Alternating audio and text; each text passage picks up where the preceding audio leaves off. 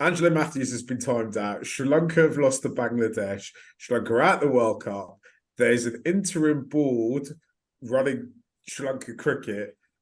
There's just so much to talk about. This is the MURALI end. Before I even tell you who I am or the other people on this video and podcast are, please hit the subscribe button. I've got to tell you about our newsletter. Every week we release a newsletter that comes direct to your email inbox. It's free, and there's a link in the description to sign up now. My name's Mark Machado. I'm joined by Estelle Vasudevan, Nick Brookes, and Dominic Machado, my cousin in the Atlantic. And we've got a lot to talk about. Let's start with that timed out. Nick, if any of us is impartial, it's got to be you. What was your take when you saw the timeout, when it happened in real time, when Angelo Mathews looked in disbelief, and when Sri Lanka were down an extra wicket because apparently, according to the ICC, safety and wearing a helmet isn't that important, and it can get you out. I mean, I was in as much disbelief as Angelo. I just could not believe what was going on. I think there's a lot to unpack here, but to try and bring some impartiality, the first thing I'm going to say is I do think it's slightly dopey from Angelo taking however long he takes to get to the crease, a minute 50, and then he puts his helmet on and like the strap's just dangling down here. Of course, he's not expecting that to get him out because no one in international cricket history has been dismissed in that manner. But you do think maybe put your helmet on before you come in the boundary, maybe get to the middle a bit quicker, or as you're facing a spinner and you don't even need a helmet, just leave it outside the rope. But that said, I mean, I don't think anyone could believe it. I saw Erasmus's face when Shakib said, "We want to appeal." And he was like, he sort of grinned and was like, "Are you taking the piss?" And then Shakib was like, "No, I'm going to appeal." And I mean, fair play. It is what it is, spirit of cricket and all that. I mean, I think that we've clearly are at a stage where winning games is more important to international cricketers than whether people think they're good blokes or not. And, you know, Bangladesh have had a tough tournament and Shakib's got to do what he thinks he has to do to keep the press in his country off his back. But we don't love to see it, do we? No, I am not a fan. I mean, I'm all up for shit housing, but my gosh, that's like next level, isn't it? I mean, like that's like people talk about man-cadding, that's next level. I saw a few people say Angelo was the captain when Josh got man-cadded. Josh was way out of his crease, he deserved it. People talk about the kind of Josh Buttler dismissal from Alex Carey during the Ashes. That was all within like the laws of the game. I mean, we're meant to be a safety first sport, right? It's meant to be an open sport to everyone. I can't believe that, you know, we got robbed off a batter today because of that. Estelle, how's it going? How's the news going down? What's the reaction been in Sri Lanka since it happened? Funny, right? Because this would be funny. It's like one of those situations where it's funny until it happens to you or your team. Because I mean, let's admit it. If it was happening to someone else, we'd probably be laughing about it right now, It's right? so It's prime. so So if it was going to happen to anyone crazy else, dismissal. there's two teams in the world that's going to happen to, either Sri Lanka or England, right? Those are the two sides that this happens to. Yeah, so I agree with a lot of what Nick said, because obviously you don't expect it to happen, right? Because it's never happened before. My immediate reaction, and I think a lot of people would have reacted this way, was to be like, what the hell are you doing, Mathews? Like, throw the helmet away and face that first delivery, because that's all you have to get past, right? He could have faced the first delivery, completely changed his clothes, and no one would have had a problem, or he wouldn't have been out if he did that after the first delivery. But I just think, thinking about it now or looking at it from the outside, it's easy to judge and say he could have done this or he could have done that. But in that moment, I think any batter would have just called for a helmet. The only thing I can think of is maybe he should have indicated to the umpire, look, my strap. And it's funny because I think he walked to the crease with his helmet on, and it felt loose or something, and he tried to tighten it, and it, you know, snapped off. At that moment, I suppose any batter would have called for another helmet, right? from Shakib's perspective, and I know he said it in the post-match presentation as well, they've not been performing well. They are really under the pump. So whatever they can do within the rules of the game to their advantage, they will do, right? And it's tough to say that, we can say we wouldn't do it, or Sri Lanka would never do that, or England probably would not do that, but that's a different story altogether. But you have to also think of the fact that in cricket, it's not like an individual sport, right? It's a team sport, but the captain has such a huge responsibility there because he's making a decision for everybody. Mathews gets 50 of 30 deliveries there, the game's gone, right? So he did whatever he needed to do to get the decision in Bangladesh's favor. But I also think that it's like, I mentioned this on another pod as well, like it's like the boundary count rule, right? Where you sign off on it and everybody knows about it, but you never really think it'll come into play. And when it does, it kind of looks like, who came up with this, right? Absolutely. I mean, the difference between Sri Lanka and Bangladesh is today we all witnessed and we got angry and pissed off and lost our minds about Bangladesh's greatest ever cricket moment. And we're all Sri Lanka fans. We've got infinitely more moments that are much more memorable than that. Even if we'd won today, it'd have just been another win against Bangladesh. And, they can have their timed out and they can have their, like, all their shithousery and keep saying it's like going to war and all that, because we've just achieved more and we're a lot more chaotic than they'll ever be. And we have much less resources than they'll ever be. Anyway, Dom, what was your take on the timed out?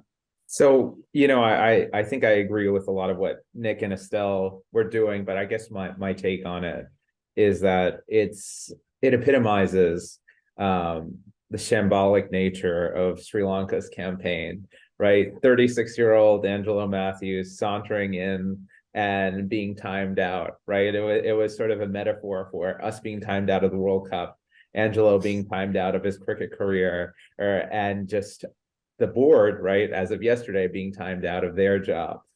So for me, it's pretty much a metaphor for the shambolic state of cricket right now, or men's cricket on the island right now. And I think it sums up this campaign well, where we've had chances to do things the right way, to win matches, to advance, and guess what? At the end of the day, we've been, we can only blame ourselves for that. I agree. It's a weird thing to do in the middle of a match, in the middle of a tense match, to call someone out on time. But in some ways, it's a strange, cruel, and fitting end to this World Cup saga that Sri Lanka has been dealing with. Should we talk about the rest of the game? Because that did happen as well. Dom, you said it was kind of the time now was symptomatic or emblematic of the way Sri Lanka's tournament had gone. I thought the everything else about it was just so symptomatic and emblematic of how Sri Lanka played the tournament. Yeah. I mean, we kind of batted all right, didn't bat exceptionally well. Asalanka got his century. I was really happy for him. A whole clutch of players made starts and kind of got there somewhere between 30 and 40 and then got out. We definitely should have been looking to get into the 300s today and kind of fell short on that. I thought that should have been enough. Our bowling in patches was brilliant and at moments was terrible. The reality is if we can't defend 280 against Bangladesh, and if we can't defend the total that we made against Pakistan, and if we can't, if we can't restrict South Africa to lower scores than they did, then we deserve to be going home right now. And in terms of performances, I think it looks to me like the format of this World Cup hasn't helped this team, because there should be, if there was a group stage, would be safely tucked up in our beds, prepared for the T10. But because there isn't, it's been dragged through. And, you know, we're not the only team going through this. There's other sides down the bottom of that table who are going through this as well. And it just feels like everyone wants to go home now. I kind of feel sorry for the lads. I probably feel most sorry for is Madhushanka, because he's having an absolute stormer of a series, and it's just hidden away in amongst the rest of the tribe that we're generally serving up.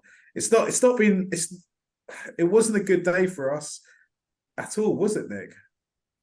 No, it wasn't. But I think you're right to single out Madhushanka, Marky, who I think and hope is in for a big IPL contract, and nothing should negate the fact that he's been superb throughout this tournament. He's enhanced his reputation, and it's not just the swing with the new ball. He can he mix it up. The slower ball bounces have been really nice, and he looks a quality spearhead for the seam attack moving forward. But yeah, it was poor today.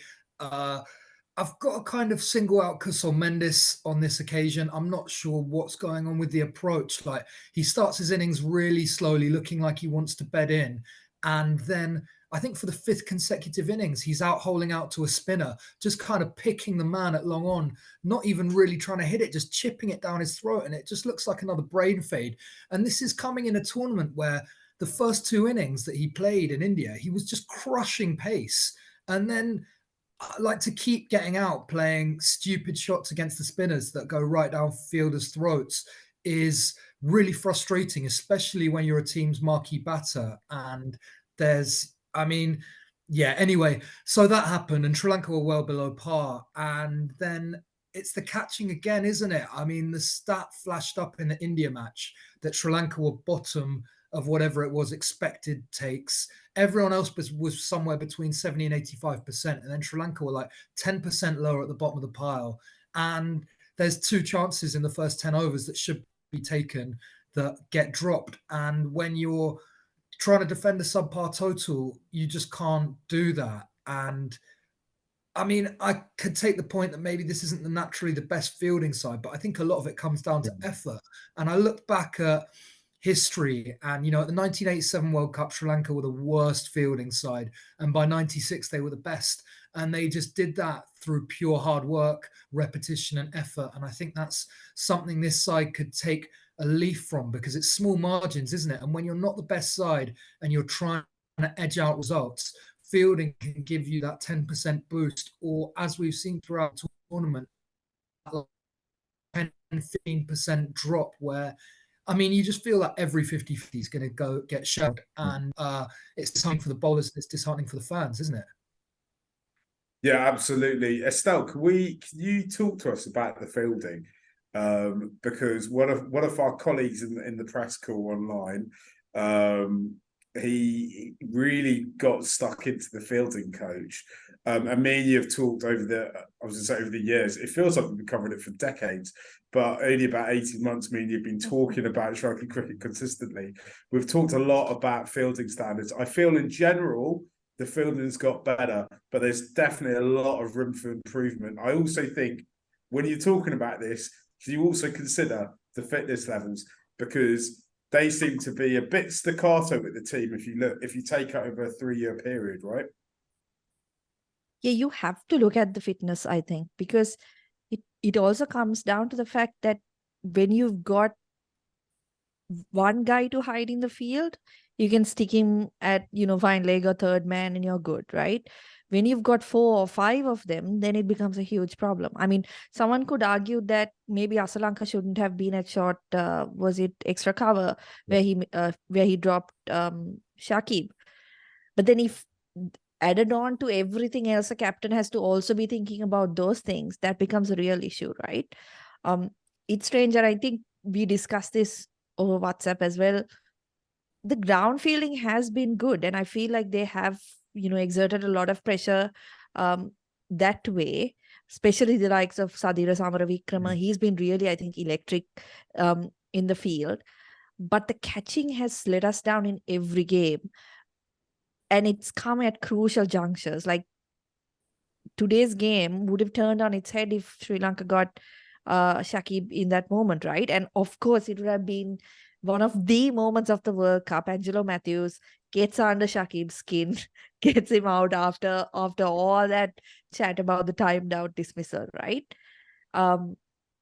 So you really have to take the fitness into account.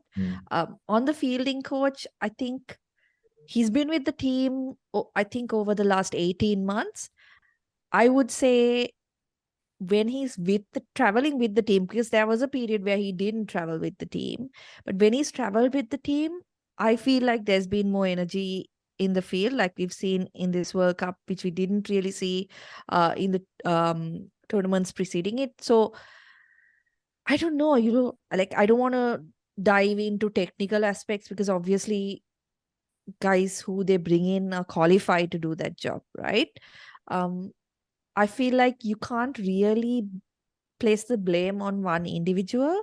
It has to also come down to players themselves and the responsibilities they have to take onto their shoulders. Because if you look at the dropped catches, you're probably going to have 2 or 3 guys who've done it multiple times, right? And Lanka is one of them. So then it comes down to, because at international level, your coaches are not going to be teaching you the basics, right? It's about, fine-tuning things, not about fixing problems, or it's not necessarily about fixing problems. So I think the players have to take a lot of responsibility as well for the fielding, because like Nick said, right? You can face a bowling attack like India and they're unplayable on some days and get bowled out for 55. Sometimes some of that is not within your control, but fielding is always within your control.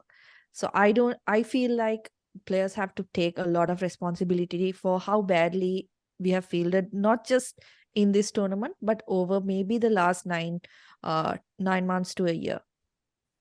I also think that part of the problem is the culture around Sri Lanka or cricket in Sri Lanka is that fielding is just not considered that important. If you look at every single Sri Lankan player in their 11 today, I think, or kind of about 90% of Sri Lankan players, they either bat and bowl or bat and keep or just bowl. Like, there's very few players who go, right, I'm going to bat and I'm going to be a gun fielder, or I'm going to get myself into a position where opposition batters are going out their way not to get the ball near me. That's why I've talked about this for a while now. I think it's a mistake not to pick Ashton Bandara, because we know he's the best fielder on the island, and if that ball had come to him today, he would have caught it. Though he generally doesn't field in those positions. I was going to say, he's dropped a few catches. He's an excellent ground fielder, but his one weakness, Ashton Bandara, is he does put down a few occasionally. Oh, in Lanka's defence, though, what I will say is I did think that was kind of a half chance, because it was one of those real quick ones directly at you. But the problem is the Sri Lanka never get half chance. They never convert half chances. That's the issue, isn't it? Dom, I'm kind of rattling through these topics because I know that the four of us could spend about 8 hours talking about every single aspect of it. Initially, Dom, yesterday, when that letter came from the sports minister to the ICC, which is extraordinary, and I think there's potentials they could have wider ramifications, depending on kind of how serious the ICC take it and how the ICC interpret the sports minister writing to them. Our initial plan, and this is 36 hours ago now, which is a heck of a long time in Sri Lankan cricket, was to kind of talk about the game today and then break down paragraph by paragraph what was in that letter. Dom, can you give us a quick précis of what your takeaways were from that letter? Oh, and can you explain to us why you think, so this is just your interpretation, that the sports minister needs to get involved to effectively dissolve the SLC board and take it upon himself to appoint a new one? Yeah, this is a big topic. So basically, and everyone jump in where I'm missing points here.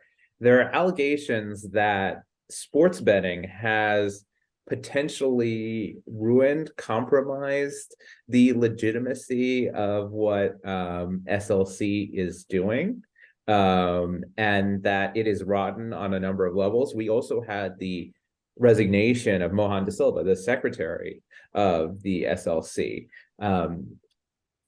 I don't know if this was something that was brought about by something very recent, but I'm thinking back to, Senanayaka's recent run-in with the ICC for match fixing. And I'm wondering, is this something that's been, that they're plotting, sort of a month ago, and now why not release it now because everything's in shambles? Or is there something more immediate?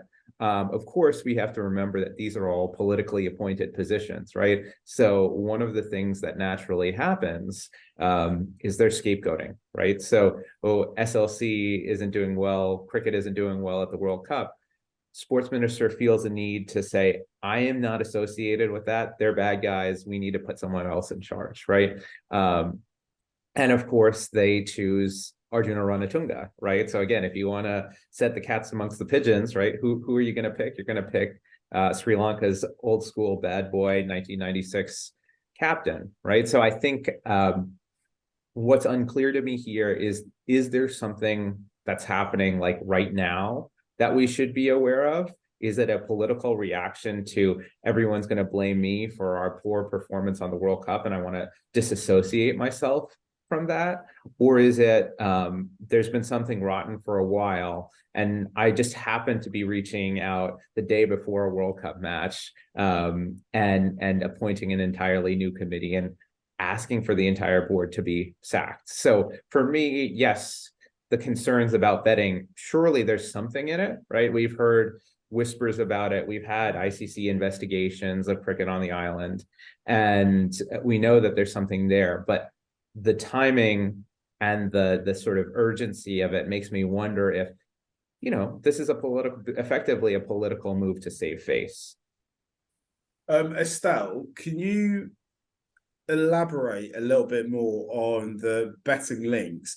Because the reason I asked this question is because in European, or actually in English sport, it's quite normal for betting companies to be involved in it, right? I work in sports content over here, and almost all of it is sponsored by betting companies or alcohol companies. In Sri Lanka, it's still quite controversial, right? What is the fit between betting companies getting involved in sponsorship? Because that seems to be quite a big contentious issue, where in some parts of the world it's not an issue. I say that I do suspect that within the next decade, sports betting companies won't be allowed to sponsor football teams in the UK. Yeah, you put me in a bit of hot water because I'm not very clear on this. But what I know is that, as far as I know, it's not legal. And so that is why you have like 1xBet is the sponsor, but the actual betting organization is 1xBet. Or, DAFA News is also kind of a front for a betting company. So when they're doing those things, it's obvious that there's something not right going on behind the scenes, right? I believe 1xBet is also banned in India. So obviously there may be some issues with,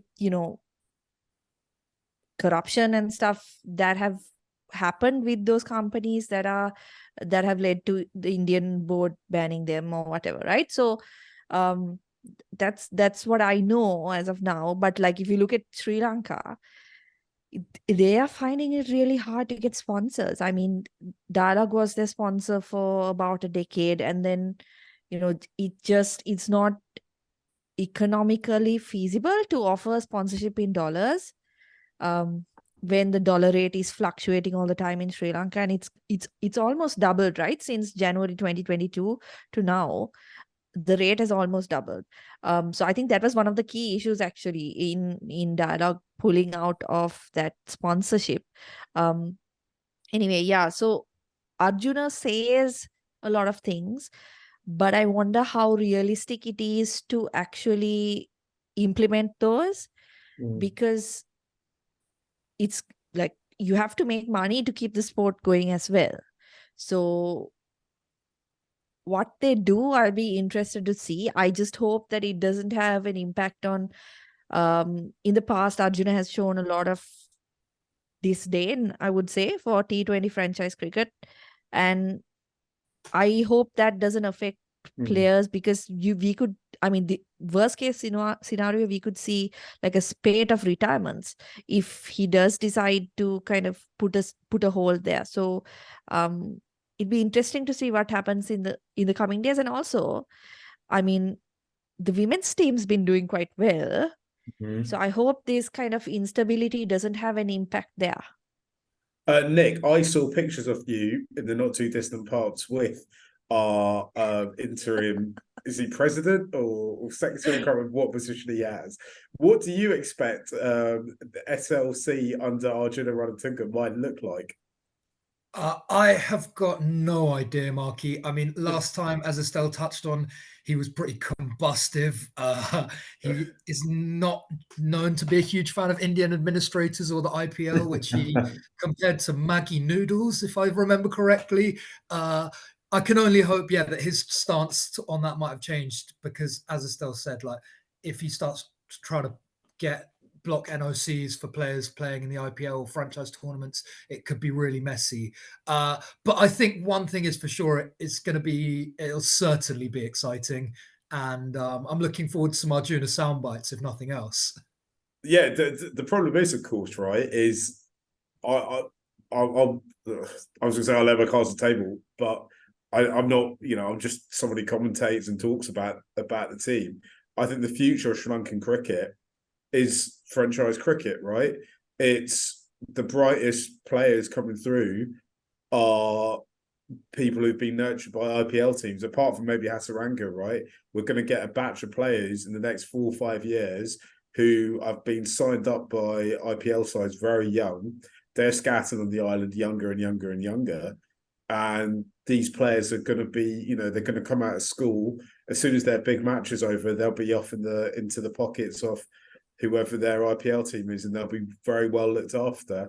And we talk about kind of corruption in the game. They're paid too much when you get an IPL contract for you to be bothered by some weird bookie who turns up in your hotel room at 2 o'clock in the morning or whatever it is. It will clean up the game, and it will get I strongly believe it will get the best out of the talent that we have. You can see it already, right, with Pataran and Tinchner. And I'm really worried about how Arjuna, who's done a lot for cricket, he's in Sri Lanka, he's an incredible person, incredible human, but I'm worried about what happens when he collides with that, because I think it's too far gone now. It's collaborate or die, is my take on it. I could be totally wrong with it, but let's see what happens. Guys, I think we're going to have to do another episode later on in the week, because I feel like we're not really getting into these topics like we need to. Should we answer some of the questions that have come in on Twitter, because we put out asking for them? Ara, as he's got a couple of points. He's talking about the timed out. Shouldn't be timed out as the strap came off after he got to the crease, not before. Second point, I think half of every side would be timed out if we strictly stuck to 2 minutes. Utter nonsense. I think he's right with that second point. I think a lot of people end up at the crease beyond the 2 minute mark. I don't know if you got any intel on this, Dom or Nick, or I don't know if anyone's had time to research it, maybe sit there, watch another game and time how long people take to get to the crease. I've got no intel, but what I'm sure of is that this is going to have ripples and be a little domino effect, and that players from all teams moving forward in the World Cup and cricket in general are going to be a lot sharper about how fast they get to the crease. And I wouldn't be surprised if we see more opposition captains trying to exploit this as well. I was got a second message that I just saw. He said his actual question is, why are we so anti-opening with DDS, KJP was good in the LPL in the middle. Why are we so anti-DDS up top when he clearly doesn't have the power game for the latter end? I'll be honest, I thought watching him today, the way he got out was tragic. I think it's a tragedy, isn't it? The whole way he's panning out. I don't think his career's coming to an end. I just think he needs a break from it. I think if this silly tournament wasn't formatted the same in this way, he'd be sitting on a beach somewhere recuperating and rethinking and doing what he needs to do to get out of this bad form. And there's just there's no way around it. Though, the one thing I will add, his partnership with Charas Lanka is probably the best bit of SL's batting. I thought, in terms of the opening question, I have no idea why they're not opening with him. I thought today would have been a great day to try something new and do it. But they haven't actually, like, when people bring up DDS's opening option, right? He used to bat up the order in domestic cricket.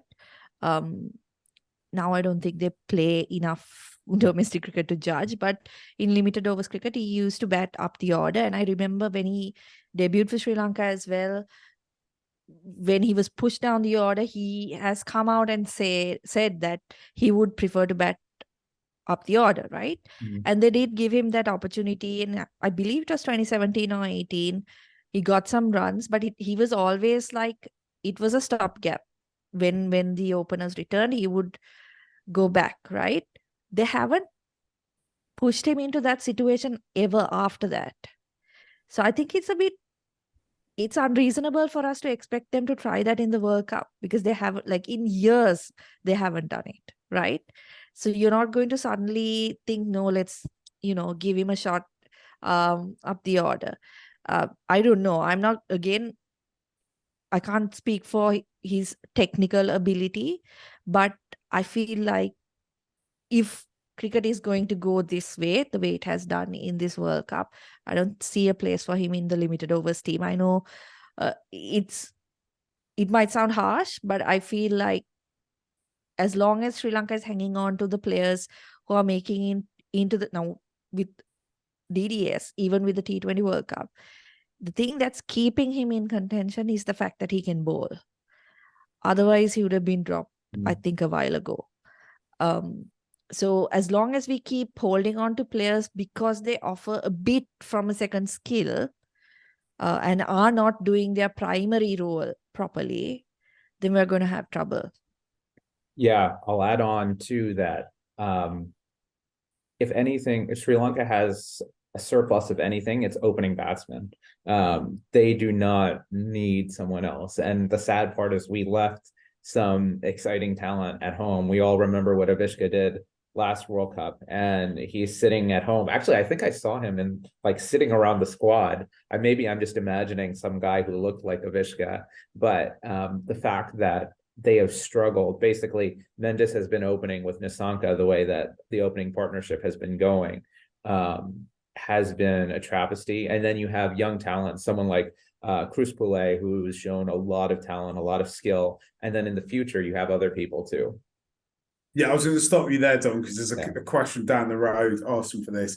Bud Mendes has written in, thanks for getting in touch, Bud. We have had many frustrating defeats over the year, but isn't this right up there? Over the years, sorry. He's also said, was there anyone that wanted Arjun waddling onto the pitch? Please can you tell me something on the pod that would cheer me up. Do you know what? I wanted Arjun as well. And there was one point where they complained about the ball. I had to watch it with it on mute, so I don't even know what they complained about, but I was totally behind them. And I totally wanted them to walk off the pitch. I don't even know why. It would have been ridiculous and dramatic, but that's like what I wanted. But do you know what? It was Bangladesh's big day out today. Congratulations to Bangladesh. I'm really happy for you. He said he wants something to cheer him up. Do you know what, Bud? This is what I will say. Well, I'd have to say this to myself. I had to go and have a quiet word with myself on Friday because I was in a real dark place after India lost. Sri Lankan cricket, and I say this a lot, so forgive me if you've heard me say this before. It's a miracle that we put a team out. It's a miracle that we're competitive. It's a miracle all the things that we've won in the past, all the finals that we've got to, all the great players we've had along, created and watched and been lucky to nurture from the island. Sri Lankan cricket will rise again because there's two things. Firstly, the island produces talent like nowhere else, pound for pound. There's only a few other places in the world. You're looking at like Barbados or maybe certain parts of South Africa that kind of produce the talent that on the levels that Sri Lanka does, right? I think even India and Pakistan, they're large places, right? And secondly, I just think that, there'll be moments where we get it wrong. I've lived in England my whole life, and, English cricket has got it, in the kind of 37 years I've been on the planet, they've got it wrong for about 32 of those years, where Sri Lanka really, of those 37 years, they've got it wrong for about 5 or 6 of them. It feels really dark and bad at the moment, and it feels like, how can it get any worse? How can it get any worse? But hopefully this is it. This is as kind of bad as it gets. Remember, if you support the West Indies, if you support Ireland, if there's loads of other fans out there who teams that even make it to the World Cup. There's loads of other teams. Sri Lanka fans have been privileged enough to lose 2 World Cup finals. There's loads of other sides who's they've never even got there. If they got to a World Cup final and drew it, they'd talk about it for the rest of their lives. So being a Sri Lanka fan, I generally think is a positive thing. We're all in it together. We're all we're all working together. But I hope that little pep has pepped you up to keep going. Next question: how many players do you keep from this squad for future ODI series? I'll let you answer this, Nick. Loads, I think. Obviously, Sri Lanka have had 3 bad days on the bounce. And I've seen a lot of people online sort of suggesting throwing the baby out with the bathwater and just like sacking everybody. And I don't think that's the way to go. I think that for a lot of the time when I was living in Sri Lanka, 2017, 2018, 2019, I couldn't see any light at the end of the tunnel. And now I'm seeing lots of glimmers coming in the distance. I think this team could potentially be a bit like the side that Sri Lanka had in the early 90s, where you just need to get that belief. You need to get a few things right and the results will come. But so I hope they keep faith with Pathum, Kusal, Sadira, Charith, pretty much all of the bowlers. Walalage I'd like to see more of. Madhushankar's shown he can be great. Patirana's going to be back and better.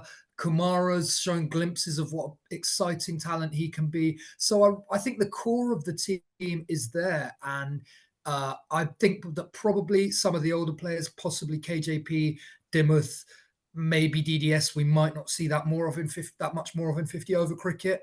But I think most of these guys will come again and come back stronger.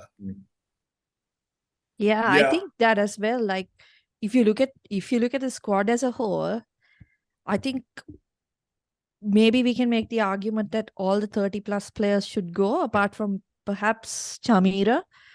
Everyone else, like everyone apart from Sri Lankans, are talking about guys like Nisanka, Sadira Samaravikrama, Charith Asalanka. Kusal Mendis has always been someone people talk about. I feel like he has not fulfilled his potential. But everyone else is kind of in like their 3rd year of international cricket, right? Maximum 3rd year. Maybe Kumara has played a little longer. There is, and I know we've spoken about this before, there's never a shortage of talent, even from the guys that have been left behind. Dom mentioned Cruz Pulle, you got Nuanindu Fernando. There are a lot of talented people in Sri Lanka. I feel like it's the roles and like specializations and those little holes that need to be filled, important holes. Like, I mean, your middle order hitters and your openers who can clear the boundary. Like, they're not easy to fill. But with Hasaranga back, you've got a core team. If you look at Bangladesh, for example, right, the really successful period, I think they're past their prime now, but that successful period was because they kept that core together, right? They had Rahim, they had Shakib, they had Fiz, they had Mahamadullah. They had that core of 5-6 players who were really delivering for them, and slowly the guys around them also started delivering. Sri Lanka got that core. I think everyone was talking about, okay, World Cup, you have to go in with experience. Okay, now the World Cup is done. Now you build. If you don't start now, you're going to find yourself in January 2027 making changes again. Who do we bring back? Shall we bring back Milinda Siriwardena from retirement or something like that, right? Shun them all. Yeah, I couldn't agree more. The future looks bright. I think the biggest thing you can give them, as Estelle said, is continuity and role definition. I was thinking about Nick's point earlier about Kusal Mendes, right? He's basically been caught between, he got to play as his aggressive self, then he's captain. He's got to hold the innings together. He's got to come in and bat the early overs. There's just too many things for him to do. And you can see in his mind, right? He's like, okay, I'm going to stick it out. Oh, no, there's bowling that I can hit. This is a good pitch. I've got to accelerate. And when there's that lack of clarity and also lack of trust that the roles will be filled down the line, right? That once you get past Charith, who's going to bat? Who's gonna score runs? That's if they get to the crease on time, right? Yeah, exactly. That's if they get to the crease on time. And will they get to the crease on time is now a new question. But there's a lot of talent. I think one thing that this team will have to do is you see some 20 over traits coming out in 50 over cricket, and there is a difference. And I think particularly bowling, there's a big difference. Bowling delivering 10 good overs is very different than bowling 4 good overs in 20 over cricket. So DDS, right? He can get away with 2-3 overs quickly in 20 over cricket. You can't have that be your 5th bowling option or one of your 5th bowling options. He can't bowl 10 over spells where you can just kind of knock him around and then attack him when you want. So I think if they want to do well in 2027, they have to develop a 50 over strategy that isn't just, okay, you guys are pretty good at 20 over cricket, do that. But what is that explicit role? What does it look like? What more skills do you have to develop? Someone like Patirana, right? He can bowl at the back end all day in the 20 over format. You can't do that in 50 overs. He's got to develop different skill sets. So how do you set those players up for excellence in that longer format? I know Mahela talked about it, but by the sounds of it, and we'll talk about this in another pod, it looks like his time at Sri Lankan Cricket might be coming to an end. But they brought a sports psychologist on board, right? And I think that for Sri Lanka, that's massively important because I think some of the players are really can struggle with the step from playing domestic cricket, even franchise cricket, and then going off and playing international cricket where every camera in the world feels like it's pointing at you. Lalu Sharma's asked about Pereira and Dimuth playing at the top of the order. Better have played a bowler instead. Go on, Estelle. Why do we have Kusal and Dimuth, right? That's the question, right? Yeah, why are they playing? Because we have no choice, right? We don't have a choice. The squad has been picked in such a way that there is no other spare batter. So, and we don't have the 5th bowler to play. That's the other thing. We don't have like the 5th proper bowler to even put in and say, okay, you bowl that 10 overs and we'll go with 6 batters and deal with it. I thought Angelo bowled well today, but Angelo should be your 6th bowler, right? He should be the change. We've talked about this for years now. We need a seaming all-rounder. We need son of Angelo or brother of Angelo, whatever you want to call them. Somebody moves a bit quicker, but maybe I'm not ready for jokes yet. Shamir has asked, will this at least push Sri Lanka to overhaul their system and see where the modern-day cricket is? One change, fair, good God, wickets at home for batting, not slow, sluggish turners. I think that's the big lesson everyone's learnt, right? There's too many players who've turned up to India, they've never played on this or haven't played on wickets like this before. Sri Lanka had a history of preparing good wickets, particularly in and around Colombo. That's all gone away now. In fact, I was thinking about it during the game, I think Bangladesh is a great team to look at over here because we all know that in Bangladesh could beat anyone. And the reason for that is their wickets are so built for their team. And actually, if you want to go away and you want to build a team that wins all over the world and wins major tournaments and wins major trophies, you can't just be home pitch bullies. You've got to be able to play all around the world. I hope that's the first thing that's looked at when they review what's happened during this tournament. Yeah. Final question from Suj Subs. Couple of pods ago, Mark, myself, said he loved shithousery. I did. Given Shakib's form today. Can we assume he's a fan of the pod? I assume Shakib does listen to the pod because many professional cricketers do. I hope he now knows he's no longer welcome here. Alternatively, should we place blame for Sri Lanka's campaign entirely on Mark, as in myself? I will leave that open to the table. I, for one, in my defence, say I love shithousery. I actually kind of do love what happened today. I don't agree with it. I think it was a step too far, even for me. And I was really hoping that we had like 10 man-cads when Sri Lanka came into bowl, but it didn't quite work out for us. 10 man-cads in the power play, just one after the other. That would have really made me happy. Am I to blame for Sri Lanka's performance this series? Nick, I'll let you answer that. If you got to blame someone, blame the MURALI host, Mark Machado. I want to see effigies of him being burnt across Colombo tonight. Estelle, do you blame me? Is that very much the feeling in Sri Lanka at the moment? Well, most of Sri Lanka is asleep right now, so I don't know what the feeling is. But I said it before when we started, right? It's hilarious as long as it doesn't happen to us. Unfortunately, that's the case today. Dom, as my cousin, I think I assume you agree that I am to blame for Sri Lanka's demise. Yeah, that's what I tell my children every day. It's like the reason why this is so sad to watch is because Uncle Mark is out here advocating for shithousery, and and this is what happened. Shakib times out a batsman. Who knows what's going to happen in that final match against New Zealand? They, all sorts of things may happen. I think after the hijinks of today, I think the best team you could want to play next is New Zealand. Nice and calm, just really good blokes, have a really good game of cricket and shake hands at the end of the game, regardless of win, lose or draw, because we know nothing controversial will happen. And we'll go off into the clubhouse and have a beer or soft drink or whatever, and walk away into the night preparing for, or either licking our wounds about the fact that we didn't qualify for the Champions Trophy, or preparing for what's to come. I don't think there's anything else to in the diary for Sri Lanka. Go on, Dom. I've got one thing.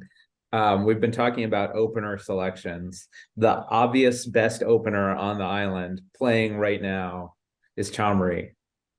We would have done well if she had opened the batting for us. Certainly better than Demoth and KJP. And shout out to her for her standout performances with Sydney. All I will say is Arjuna is, he made his name in world cricket by taking a Sri Lanka side and making them doing innovative things to get the main prize to win the World Cup in 1996. If he decided that Chamari needs to be into the senior men's side, I would not have anything to say about it. I think in current form, she's the best cricketer from the island, and if she wants to play in that side, and that's not to take anything away from the women's team, then I wouldn't stop her. How do you feel about it though, Estelle, as a woman?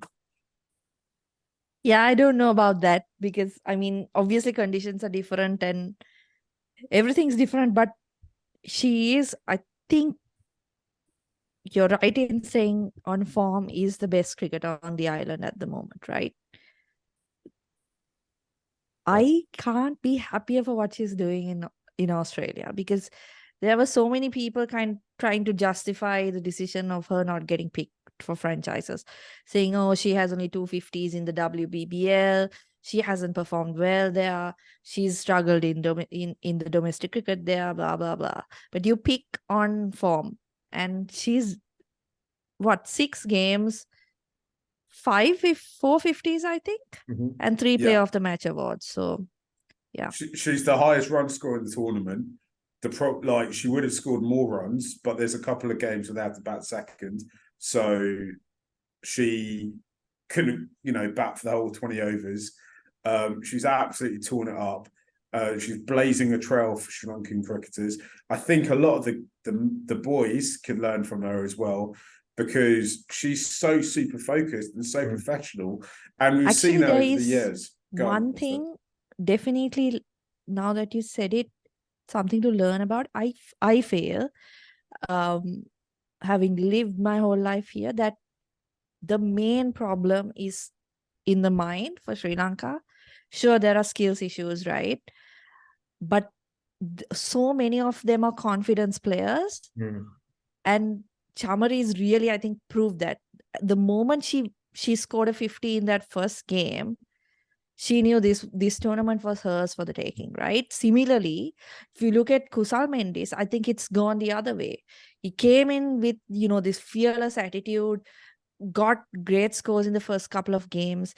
Then 3 matches he got out playing that attacking sweep, which is a shot that he's got a lot of runs for, and then he goes back on it. Similarly, his captaincy also went that way, right? We were praising him for his attacking captaincy and how he switched things up against England and used his resources really well. In this game in particular, I felt like as soon as Madhushanka went for a couple of runs, he was switched out when he did create opportunities in that. So that also takes away the confidence the bowler has, right? And so many of them are confidence players. You spoke about sports psychologists. I will say what I've heard from someone who's close to some of the players is that they are quite reluctant to speak about issues with a professional. So that is a huge hurdle to overcome, I feel, because and the only way, there's no way a psychologist from the UK or any other country is going to work. It's going to have to be someone local, because, you just can't relate to some of the things, or like the upbringings and the structures and all of that when you come from a place where you have resources from the age of 5, right? Sri Lanka is different. So that is one big hurdle. I feel like if there's going to be development in that area, then they need someone full-time, but they also need to kind of, that stigma around seeing a professional, they need to work on that as well. Sorry, I went completely off topic into something else, but no, it was really interesting, I thought. Guys, should we leave it there? There's loads more to discuss. We might have to another pod later in the week when we can find some time and things calm down. We probably need to get into the politics of it all as well. we can do a blow by blow on Angelo Mathews's post-match press con. Oh yeah, we're gonna have to. We need to find that and put it on our YouTube channel as well. I think, Estelle, somehow. I don't know if that's possible, but let's try and do it. You can't do it without rights, I think so. Anyway, let's please, if you've got this far and you haven't subscribed to the newsletter, then shame on you. The links are in the description to get that. That's free and into your inbox. We've been the MURALI End, and we'll be back with you guys at some point later this week. Thanks for listening. Spread the word and don't lose faith. We'll bounce back. The comeback will be better than the setback. I absolutely promise you.